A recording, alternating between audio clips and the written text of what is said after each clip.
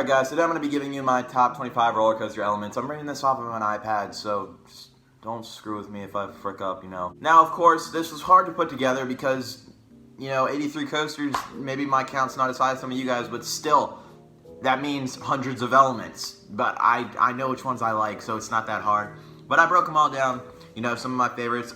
In the end, I'm not going to be doing the one coaster per element thing. I'm just going to do, it doesn't matter if the coaster has like 5 good elements. They're going to be on here. So, let's get right on into this, starting out with the number 25 spot being Copperhead Strike's JoJo Roll. Now, this is one of my personal favorite inversions because hang time. I mean, it's crazy. Like, you literally are hanging for a solid 2 to 3 seconds, I would want to say. It's really good. It is really, really good. The hang time's amazing. It is one of the best parts of the ride. It's definitely something that makes this coaster very unique.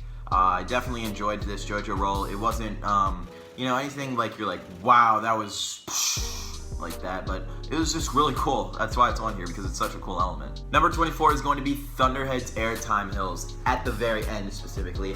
Thunderhead's ending Airtime Hills, they're very strong. They're not so sustained, but they're like little pops. There's about 3 or 4 of them. But yeah, they're just like really cool little pops of airtime. They're like not lightning rod or anything, but yeah, they're still good. 23 is a bit controversial, I would say. It's Intimidator 305's first airtime hill. Now the thing is, I freaking hate when people are like, no airtime there, no airtime. Shut up. It's literally, you're hitting the hill at what, 70 to 80 miles per hour, somewhere in there. How are you getting no airtime? How? I mean, this isn't max force where you're hitting it like 70 something miles per hour and it's a little bump and you don't get any airtime. No, it's not that situation. This time you actually are getting the airtime. Like, what? It's sustained. It's like 3-ish, 4-ish seconds, I don't know, of sustained airtime. I'd say 3 actually. But it's just really underappreciated, honestly. Like, people act like you get nothing. It may not be the strongest airtime in the world, but it's there. So it's really fun because of how sustained it is. 22. Some of you fanboys out there might quiver over this one. It is Fury 325's Treble Clef, or Hive Dive, whatever you want to call it. It is really fun. This is a great part of the ride, trust me.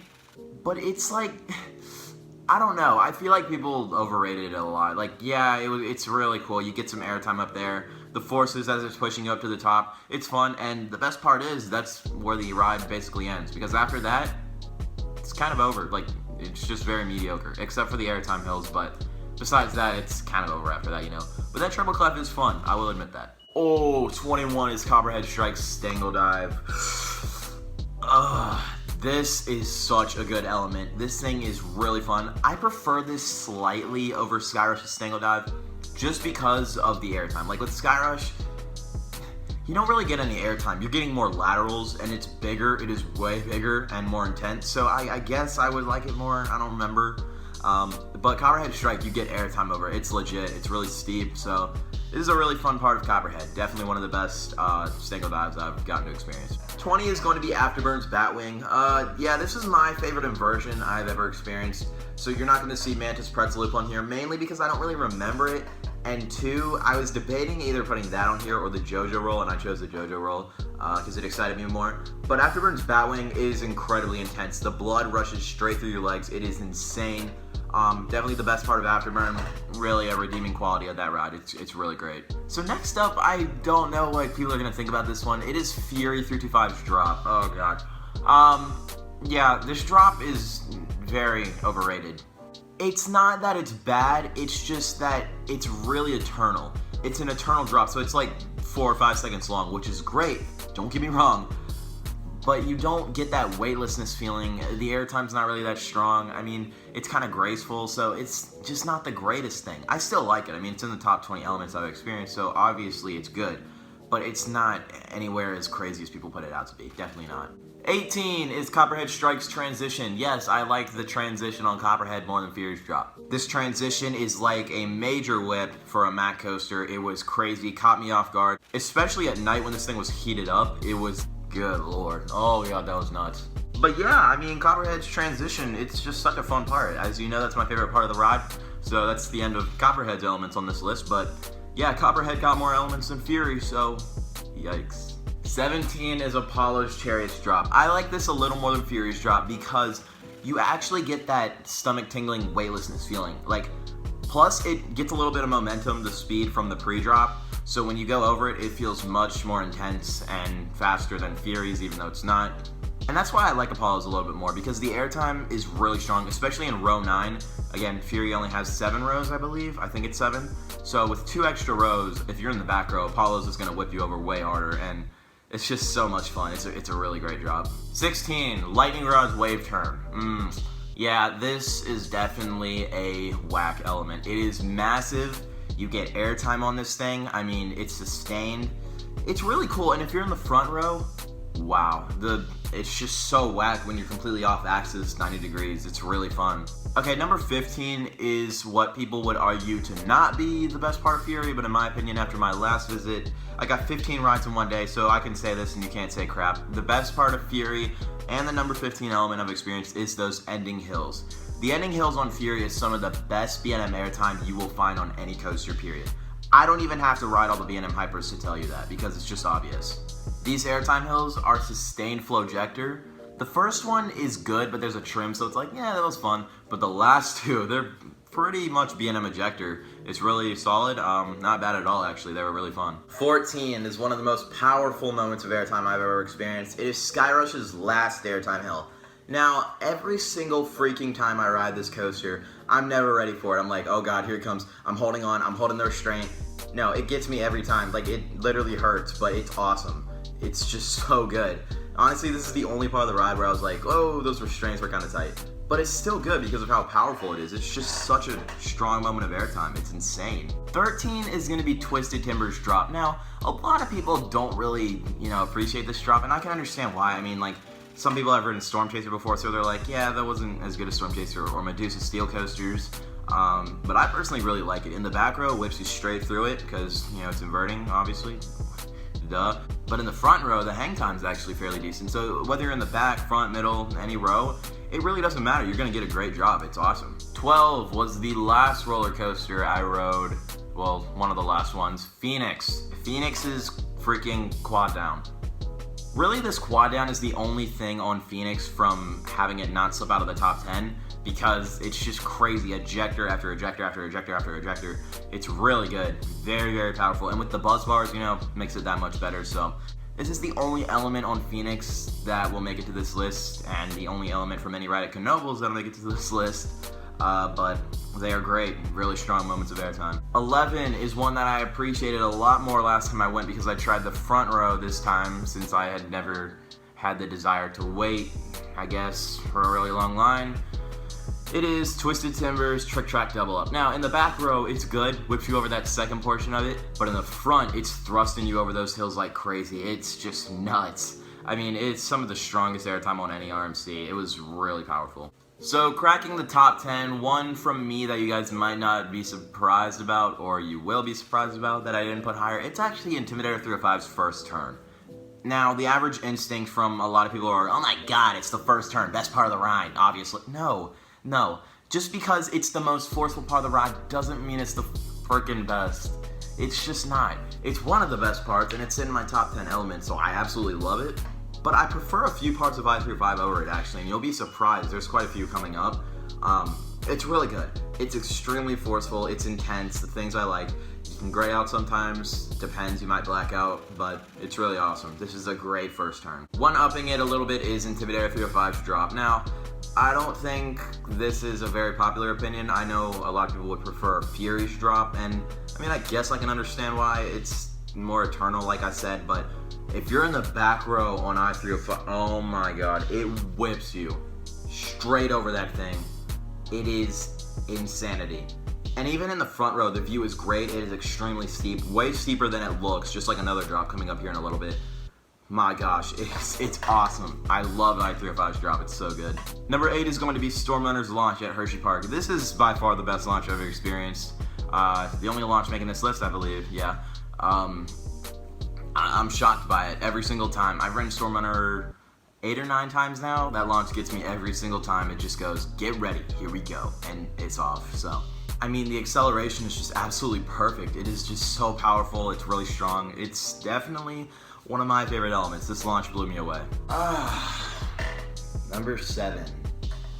The one that is going to confuse you, trigger you, and probably mind blow you. It is Intimidator 305's transition. Now, what do I mean by the transition? It is that part right after the first airtime hill where it gives you laterals and ejector at the same time. It is crazy. It is just so much fun. I love it. I don't know why. It's a great move. If you haven't ridden the coaster, you'll be really surprised by it. It's really, really good. Like, the combination of laterals and ejector airtime at the same time is just awesome. It's such a freaking good element. One of my favorite parts of I-305. It's really, really good. I just love it. Number 6 is going to be Skyrush's drop. My favorite drop on the list, and the last one you'll see on this list as well. It is super good. It doesn't look that steep from off-ride, but it's just really, really steep when you're up there. If you're in a back row wing seat or even middle seat, it doesn't matter. You get whipped straight over it. The airtime is fantastic. One of the many reasons why people compare this to an Intamin Megalite on steroids or whatever, you know. The airtime on this drop is fantastic. If you're in the front row, view is great. Really, really steep up there, even though it doesn't look like it off-ride. It actually is on-ride, just like Intimidator 305's drop, so it's totally awesome. It's really good. Into the top 5, number 5 is going to be one of the more well-known airtime moments in the coaster world for the past 2 years, you know? It is Twisted Timber's 3 back-to-back airtime hills. Holy crap. These are just, I can't even explain how insane they are. They have me crapping myself every single time. Like, literally the last one is smaller than the first 2, so it's like way stronger. But those first 2 are just so sustained, it wows me every time. The third one is really good as well. That's just more ejector base. But yeah, all 3 of them are ejector base actually. What am I even saying? It's just awesome. It's easily the best part of Twisted Timbers for me. I think it is for a lot of people. I'm wowed by it every single time. Great airtime moments. Oh god. Oh, here we go. Number 4. If you know my opinion on a certain coaster, you know probably what element is here. It's the quad down. Idiot! Lightning Rod's quad down never ceases to amaze me. It is fantastic. Brutally fun. Like, airtime hill after airtime hill after airtime hill after airtime hill. Well, the last one is the strongest out of the 3 of them. The first one is like the second strongest because you kind of go over it, you know? Ooh, Canada Coaster Fan uploaded a video. Thanks, Ryan. But yeah, this quad down, it's insane. It's just so many airtime hops. I'm freaking stunned by it every single time. I feel like people overrated it a little bit. Like, yeah, it's great and they're all back to back to back, but it just, I don't know. I guess you're supposed to look at it as if, you know, it's just relentless. I don't know. And it is. It really is, but it wasn't the greatest thing I'd experienced. It was close. The fact that it's my number 4 element, that shows that I loved it. But, I don't know. I mean, it just wasn't as crazy as I expected it to be. So, number 3 is going to be Skyrush's first 2 airtime hills. Oh god. These things are nuts. Now, a lot of people tend to pull the first one is better than the second one thing. I don't really follow that. It's just, I feel like the second one was more powerful because it was a little more enclosed. Not by a lot, but still. And you're going under the structure, so it gives the head chopping effect, or hand, whatever. You know, so I like the second one a little bit more, but they're both about equally as good. Like, they're sustained, they're ejector, some of the strongest ejector on any steel coaster, so they're both fantastic, and that's why they made it into my top 3. I love them. Best part of Skyrush for sure. Number 2 is going to be Lightning Rod's Twist and Shout, the second one to be specific.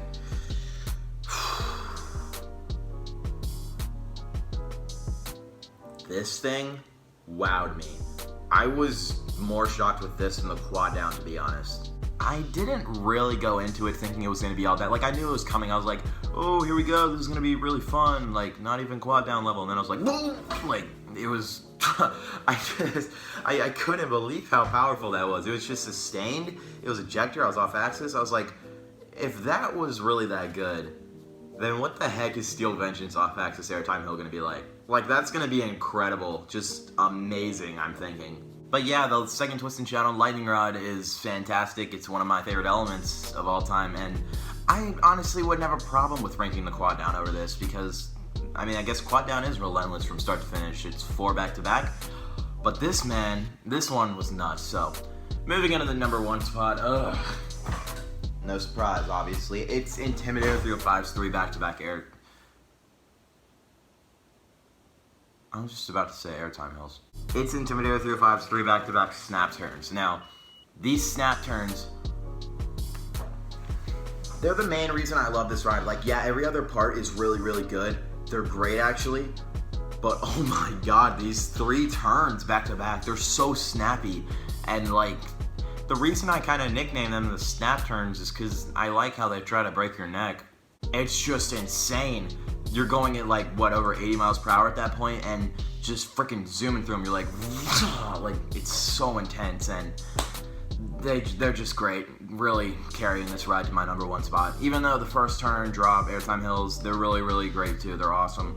These 3 back-to-back main turns, they're just absolutely incredible. So that has been my top 25 roller coaster elements I've experienced, I guess. They are really good. I think there could have been a lot that could have gone in here, like Sky Rush's freaking Stangle Dive, you know, more roller coaster drops, a lot of airtime moments, even some stuff on like Fahrenheit. Those corkscrews, pretty good, but they definitely don't beat out the JoJo roll for me. So a lot of elements could have came in here. I didn't do any honorable mentions, but I guess those were now. So yeah, this has been my video for today. I hope you guys enjoyed it. Go ahead and post down in the comment section below. What did you think of this list? What are some of your favorite coaster elements? Don't forget to like, subscribe, and until next time, coaster fans, I will see you later.